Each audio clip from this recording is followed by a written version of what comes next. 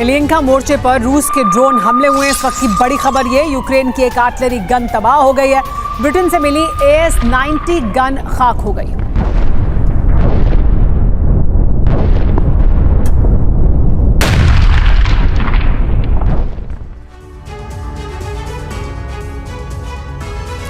पहले यूरोप को सबक सिखाने की धमकी और उसके ठीक एक दिन के बाद रूस का एक्शन। रूस के आक्रामक अंदाज से नेटो में खलबली मच गई है। नेटो के देश अपने फैसले बदलने को मजबूर हो रहे हैं। नेटो के महासचिव को कहना पड़ा है कि वो रूस से सीधी जंग कभी नहीं चाहते। ताकतवर रूस के आगे नेटो के कुछ देशों के सरेंडर मोड में आने से सबसे ज्यादा नुकसान यूक्रेन को उठाना होगा। यूक्रेन को एक ही दिन में 2 झटके लग चुके हैं। एक तरफ रूस को सबक सिखाने वाले हथियार के इस्तेमाल पर शर्तें लागू कर दी गई हैं, तो दूसरी तरफ सुरक्षा कवच देने का वादा करने वाला देश भी मुकर गया है।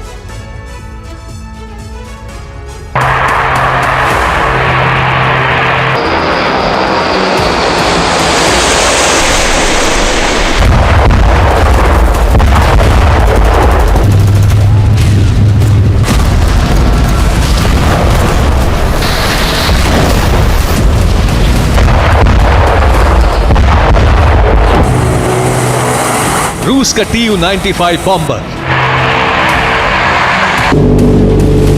आसमान में इसकी दहाड़ से यूक्रेन में सन्नाटा पसर जाता है।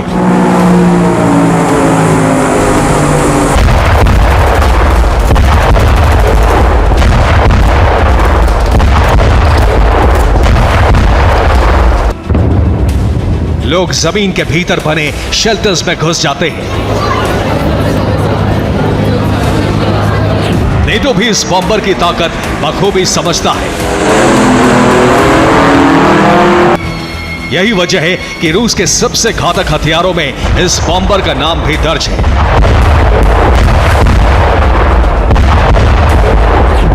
इस बॉम्बर से जुड़ी हर बड़ी खबर पर अमेरिका भी नजर रखता है। इसी बॉम्बर का एक नया वीडियो जारी हुआ है। इस वीडियो में विशालकाय बॉम्बर एक एयरबेस से उड़ान भरता है।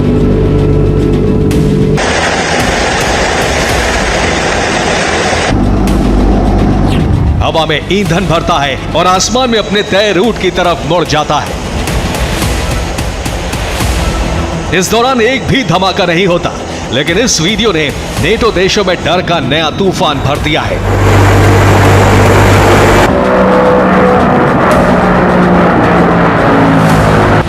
क्योंकि ये उड़ान रूस की एक नई कामयाबी साबित करती है। रूस ने Tu-95 बॉम्बर को और भी घातक बना दिया है। रूसी इंजीनियर्स ने इस बॉम्बर में KH-20 मिसाइल का कॉम्प्लेक्स लगाया है।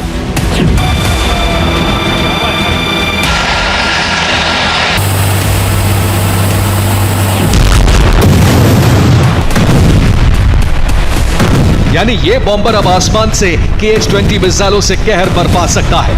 रूस की KH-20 मिसाइल थर्मोबैरिक वॉरहेड से लैस रहती है। KH-20 की रेंज 380 से 600 किलोमीटर की है और लॉन्च होने के बाद यह मिसाइल 2450 किलोमीटर प्रति घंटे की रफ्तार से टारगेट की तरफ बढ़ती है।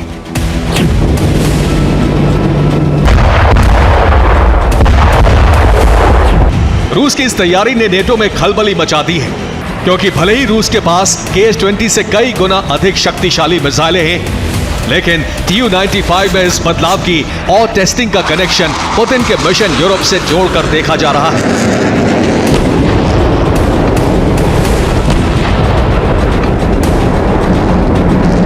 रूस से यूरोप को धमकी के बाद इस एक्शन से जाहिर हो गया है कि रूस यूक्रेन के विध्वंस के साथ ही नेटो से बदला लेने की तैयारी शुरू कर चुके हैं। अब रूस के इस एक्शन का 2 देशों से रिएक्शन भी सामने आया है। इसमें पहला है पोलैंड, जिसने यूक्रेन के साथ सैन्य और सुरक्षा का नया समझौता किया है, और दूसरा है ब्रिटेन, जहां कुछ दिन पहले ही सत्ता बदली है और कीर स्टारमर PM बने हैं। ये दोनों देश युद्ध में यूक्रेन के सबसे बड़े मददगार रहे हैं। दोनों देशों पर ज़ेलेंस्की आंख बंद करके भरोसा करते हैं और इसी वजह से पुतिन के टारगेट पर सबसे ऊपर पोलैंड और ब्रिटेन है।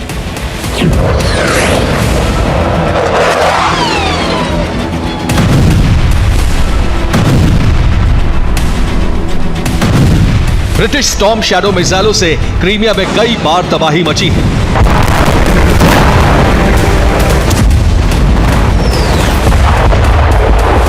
चैलेंजर 2 टैंक की नाकामी के बाद ब्रिटेन ने यूक्रेन को स्टॉर्म शैडो मिसाइलों की सप्लाई की थी। ब्रिटिश मिसाइलों से यूक्रेन कई बार रूसी इलाके में बड़े धमाके कर चुका है। पोलैंड यूक्रेन का पड़ोसी है।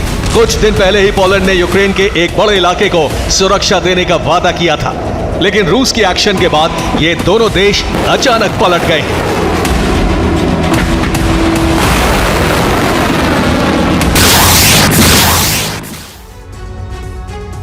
पोलैंड ने यूक्रेन को एयर डिफेंस से सुरक्षा देने का वादा किया था, लेकिन पोलैंड अब सुरक्षा नहीं देगा। पोलैंड यूक्रेन के हवाई क्षेत्रों में आने वाली मिसाइलों को नष्ट नहीं करेगा। पोलैंड ने पश्चिमी यूक्रेन को हवाई कवच देने का भरोसा दिया था, लेकिन अब वादे से मुकर गया है। रिपोर्ट के मुताबिक नेटो देशों के दबाव की वजह से पोलैंड समझौते से पीछे हट रहा है। ब्रिटेन ने भी यूक्रेन को झटका दे दिया है। मामला स्टॉर्म शैडो मिसाइल को लेकर रूसी जमीन पर हमले की इजाजत का है। यूक्रेन अब अपनी सीमा के पार स्टॉर्म शैडो से हमले नहीं कर सकेगा। ब्रिटेन की इस शर्त से स्टॉर्म शैडो से अब रूसी जमीन पर धमाके नहीं होंगे। ब्रिटेन के पीएम ने ऐलान किया था कि यूक्रेन रूस पर उसकी मिसाइलों से हमले कर सकता है, लेकिन अब ब्रिटेन ने यू टर्न ले लिया है। नतीजा ये होगा कि अब यूक्रेनी बॉर्डर के करीब रूस के 250 किलोमीटर के इलाके में हमला नहीं हो सकेगा, क्योंकि स्टॉर्म शैडो की रेंज 250 किलोमीटर है। दूसरी तरफ पोलैंड से सुरक्षा नहीं मिल पाने की वजह से अब पश्चिमी यूक्रेन में रूस की मिसाइलों के हमले नहीं रुक सकते।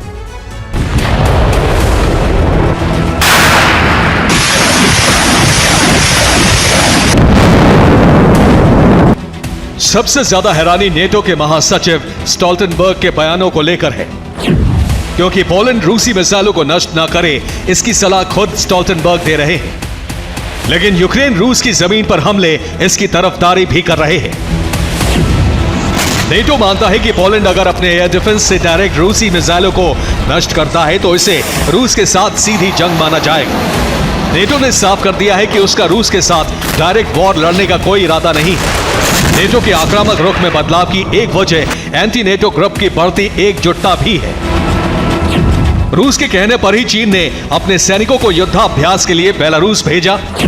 पुतिन के नॉर्थ कोरिया के दौरे से लौटने के बाद हथियारों की सप्लाई तेज है। चीन और रूस भविष्य में कई जगह एक साथ जंग का अभ्यास करने वाले हैं।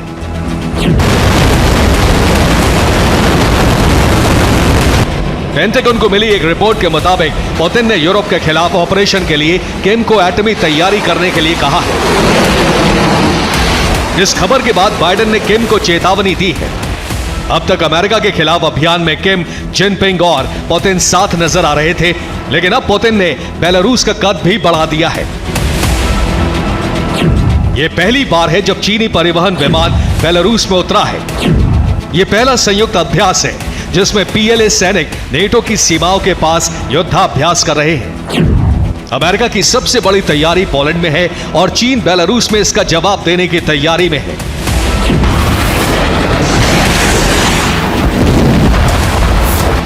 अब तक अमेरिका को जवाब देने के लिए सिर्फ रूस ने बेलारूस में हथियार और सेना की तैनाती की थी, लेकिन अब चीन ने भी क्लियर मैसेज दे दिया है कि ऑपरेशन यूरोप शुरू हुआ तो चीन और रूस दोनों पोलैंड के करीब से युद्ध की शुरुआत कर सकते हैं।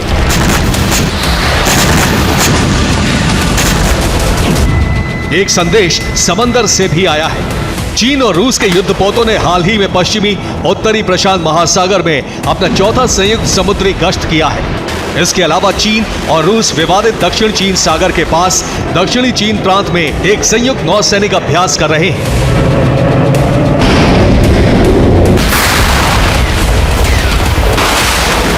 माना जा रहा है कि रूस और चीन की जोड़ी उस मिशन की तैयारी कर रहे हैं जिसके तहत यूरोप को जलाकर अमेरिका और नेटो की ताकत को नेस्तनाबूद किया जाएगा।